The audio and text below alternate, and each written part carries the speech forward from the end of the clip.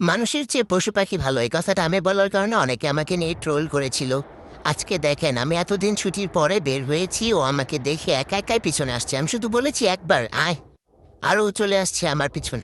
আমি দুপুরে খেয়ে বাসা থেকে বের হলাম, তখন দেখলাম ও আমার বাসার সামনেই। তখন ওর একটা ডাক দিছে আর ও চলে আসছে। তারপরে কালকে রাতে আমি ওরে যখন বিস্কুট দিচ্ছি, একটা আপু আমাকে দেখে বলে ঢং করে। আমি চাইবো সবাই যাতে আমরা এমন ঢং করি। তুমিও ঢং করো, আমিও ঢং করি। আর অনেকে বলবে যে তুমি ভিডিও করার জন্য বিস্কুট দিচ্ছ। না, ওরে আমি প্রতিদিনই দিই, কিন্তু আজকে এটা আমি ভিডিও করছি।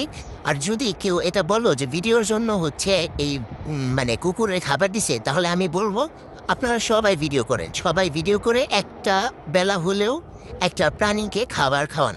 যদি আপনি সেটা পারেন তাহলে আমি বলবো ঠিক আছে, তুমিও ঢং করো, আমিও ঢং করি, আমরা সবাই মিলে ঢং করি, সমস্যা কি?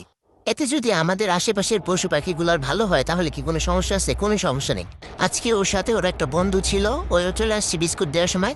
কিন্তু ওরে খাওয়াতে গিয়ে আমার হাত কাঁপছিলাম, ভয় পেয়ে গেছি। ও যখন করেছে তখন বিস্কুটটা পড়ে গিয়েছে। সবাই বেশি বেশি দোয়া করবেন যাতে আমি এভাবেই রাস্তার পশু পাখিকে খাবার খাওয়াতে পারি। আল্লাহ যাতে আমাকে এতটুকু হেদায়ত দেয় যে এক বেলার জায়গায় আমাদের 3 বেলা খাবার দিতে পারি। সবাই ভালো থাকবেন, আমার পেজটাকে ফলো করবেন আর বেশি বেশি শেয়ার করে দিবেন। Thanks for watching.